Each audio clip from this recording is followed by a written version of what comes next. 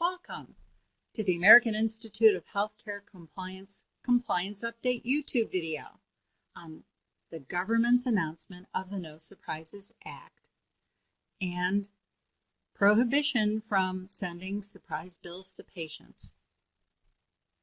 Surprise billing, well, that happens when people get care from providers that are outside of their health plan's network unknowingly.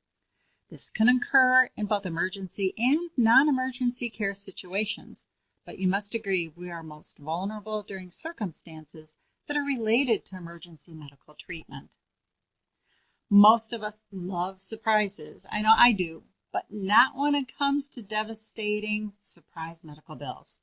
Tackling surprise billing has become a government priority, according to the press release made July 1st of 2021 from the Department of Health and Human Services, which states that 2/3 of all bankruptcies filed in the United States, well, they're tied to medical expenses. Upon the January 2022 implementation of the interim final rule, patients will be removed from the billing negotiation process between the insurer and the provider.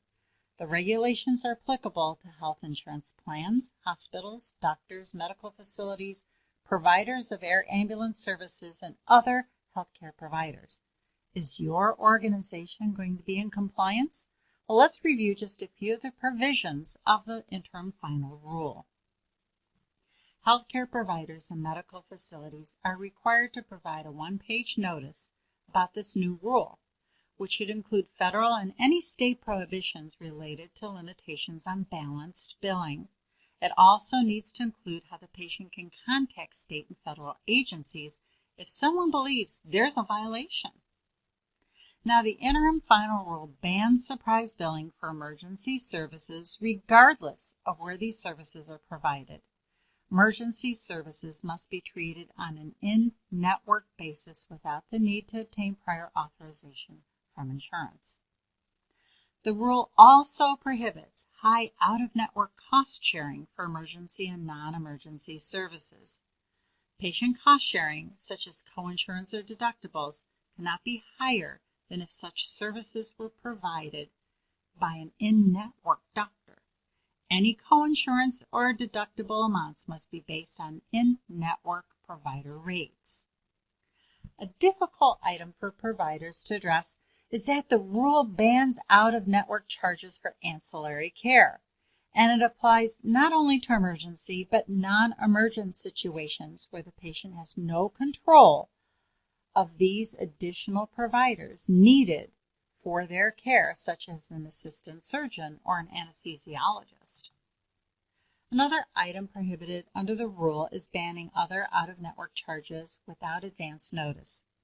Healthcare providers and facilities must provide patients with a plain language consumer notice that explains that the patient consent is required to receive care on an out-of-network basis before that provider can bill at the higher out-of-network rate.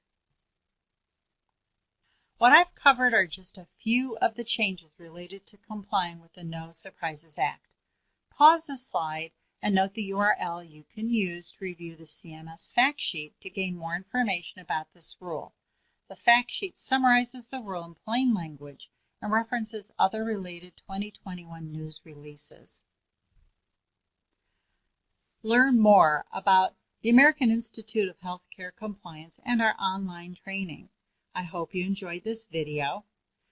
We offer various types of courses and training online in revenue cycle management, appeals, auditing, HIPAA, compliance, and medical documentation.